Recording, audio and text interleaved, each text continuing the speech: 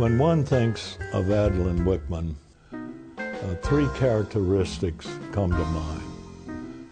Adalin the person, Adalin the artist, and Adalin the creator. Adalin the person is one that is filled with boundless energy, a true zest for life. I don't have an education in art. I was an English literature major, and I encourage people to do that because it's a jumping off point for almost anything else. It never hurts to learn to speak the language, does it? And while she was sitting on the bench outside of the interview office, she was sketching what would be a proposed billboard for Keeneland. Adalin didn't get that job, but she got the job of producing the billboard. It was a magnificent billboard. It looked like a big oil painting up there. The next year came and said, "Do you think you can handle this by yourself?" And not having the foggiest notion, I said, "Sure."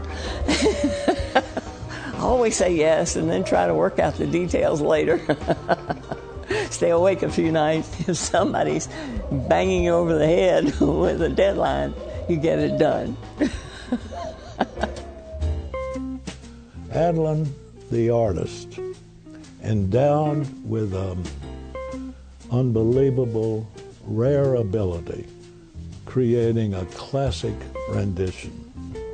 Not everyone knows her name, but they all know the trophy that she created and designed, which we call the Eclipse Award.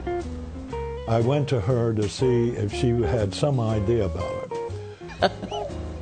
So, not knowing much about Eclipse, I headed straight to the Keeneland Library, and in those days Amelia Buckley was the director of the library, and I said, "I need to know about Eclipse," and she said, "The American eclipse or the English eclipse?" I said, "What do you think? Which would you do?" "Oh," she said, "the English eclipse." It turns out 95% of all horses racing today trace to Eclipse in one way or another. It is highly coveted for its artistic beauty. And it's recognized the world over as one of the most treasured awards in the thoroughbred industry. But I've got the original wire armature just standing up there on the shelf. And Adalin, the creator, with an uncommon touch to bring to life an endearing subject and make it into an unforgettable creation. Lucille Little had a dream. She dreamed that in the atrium of the Lexington Public Library there was a clock. She called Adalin Wichman. And she said she'd love to see a clock on that ceiling. Well, there's no ceiling. So we developed a way to have a clock on the ceiling by stepping down and putting it under the last floor, the bottom of the last floor. And one thing led to another, and I suggested a Foucault pendulum to show movement of the earth. Ms. Little was delighted, the dream was fulfilled, and everyone can visit the wonderful clock.